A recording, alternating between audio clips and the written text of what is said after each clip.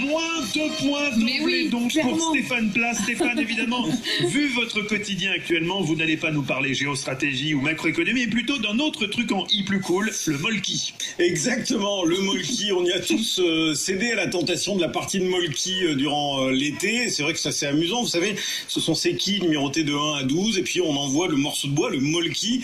Et évidemment, cela permet d'avoir des scores et d'avoir un vainqueur. C'est assez, voire même très très convivial, très sympa. Oui. Problème, c'est qu'avec le confinement, jouer à plusieurs, se retrouver, ça pose une difficulté. Et donc, des passionnés ont trouvé une solution. L'un d'eux, Cyril Léger, appartient au Tchanké Molki Club. C'est sur le bassin d'Arcachon. Lui, il est originaire de La Teste de Buch. Ils se sont dit, bon, mais comment on fait alors pour disputer un tournoi? Parce que c'est quand même très sympa, très marrant.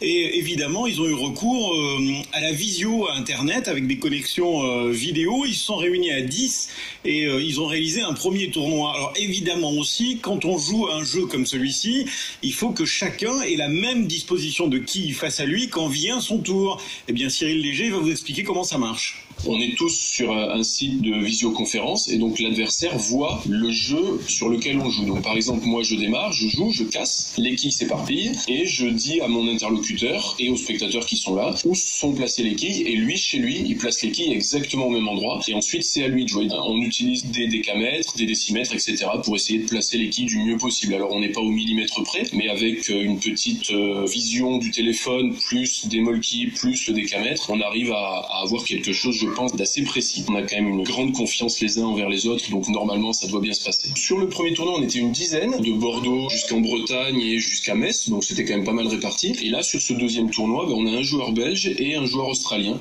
Vous vous rendez compte, mais ça devient international. Mais ça doit prendre des heures à chaque fois à remettre les quilles comme il faut et tout, non? Alors, il faut être un peu patient, il faut écouter les consignes de celui qui vient de jouer en disant attention, la quille 5, elle est à 25 cm du bord. Là. Oui, ça forcément.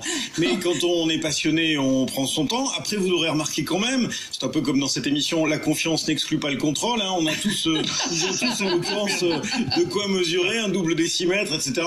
Bon, ils jouent entre eux, donc a priori, il n'y a pas de mauvaise état d'esprit du tout, hein, mais quand même on sait jamais, on fait gaffe, on mesure. Moi je trouve que l'initiative est topissime parce que franchement il y a un côté très enfantin finalement, c'est le jeu, mais on en a énormément besoin dans cette période, hein, de s'amuser, de se marrer et cette notion aussi d'être avec les autres, même à distance. Mais pardon Stéphane, mais pour ceux qui sont en appartement par exemple, vous allez disposer vos quilles de molki dans le couloir. Oui d'accord, mais les voisins ils vont être contents quand même, hein.